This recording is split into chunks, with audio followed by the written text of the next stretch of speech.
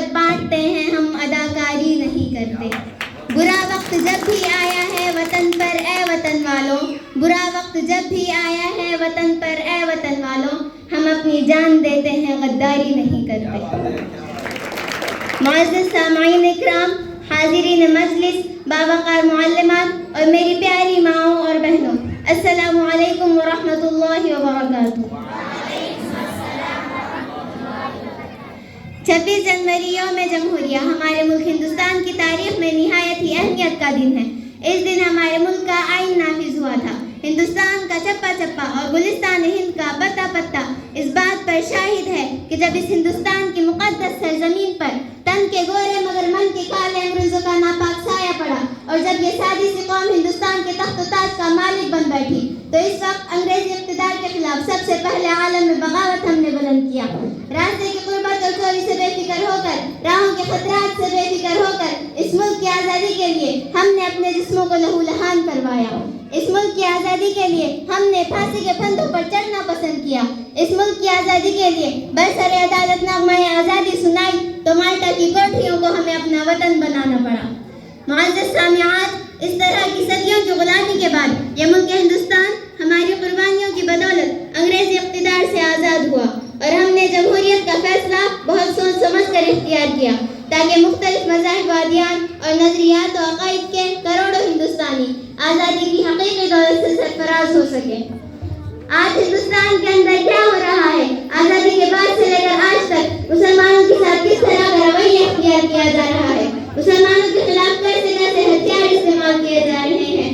کبھی گورکشپ کے نام پر مسلمانوں کا قتل کیا جا رہا ہے، کبھی صرف شک و شبے کی بنیاد پر ہمارے نوجوانوں کو موت کے گھاٹ اتار دیا جا رہا ہے، کبھی ہماری ماؤں اور بہنوں کی عفت کے ساتھ کھلواڑ کیا جا رہا ہے، ہماری ماؤں اور بہنوں کی عزت کے ساتھ کھلواڑ کیا جا رہا ہے، تو کہیں ہمارے معصوم بچوں کو گاجر و مولی کی طرح کاٹ دیا جا رہا ہے، ہمارے مساجدوں کو مسمار کیا جا رہا ہے، ہمارے مکاتبوں پر شک کی نظریں ڈالی جا رہی ہیں، اور حد تو یہ ہو چکی ہے کہ ہماری شریعت میں مداخلت کرنے کی کوشش کی جا رہی ہے۔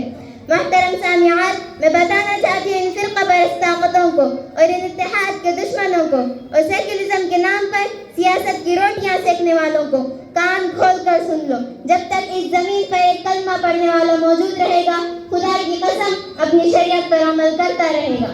کوئی مائی کا لال ایسا پیدا نہیں ہوا کہ جو ہمیں اپنی شریعت پر عمل کرنے سے روکے۔ ہم کل بھی عمل کرتے تھے، آج بھی عمل کرتے ہیں، اور روز قیامت تک ہم عمل کرتے رہیں گے، لیکن ہم اپنے مذہب و ملت اور دین و دھرم پر آنچ نہیں آنے دیں گے۔ مظلوم صحیح مجبور نہیں ہیں ہم، اگر شریعت پر آنچ آئی تو ہم بھی ضد پر آ جائیں گے۔ آج ہندوستان کے اندر کیا ہو رہا ہے؟ آج ہندوستان کے اندر کیسے حالات ہیں؟ آج میں آپ کو اس کی ایک اہم وجہ بتاتی چلوں۔ اس کی ایک اہم وجہ یہ بھی ہے کہ مسلمان اس ملک سے اتنی محبت کیوں کرتا ہے، مسلمان کو اس ملک سے آخر اتنی محبت کیوں ہے؟ اور ہم کیوں نہ اس ملک سے محبت کریں، ہم کیوں نہ اس ملک سے پیار کریں؟ ہم تو جیتے جی بھی پیار کرتے ہیں اور مرتے دم تک پیار کرتے رہیں گے۔ ہمیں محبت کا طریقہ اللہ کے رسول محمد صلی اللہ علیہ وسلم نے سکھایا ہے، ہمیں محبت کا سلیقہ قرآن نے سکھایا ہے، ہمیں نابینوں سے سیکھنے کی ضرورت نہیں۔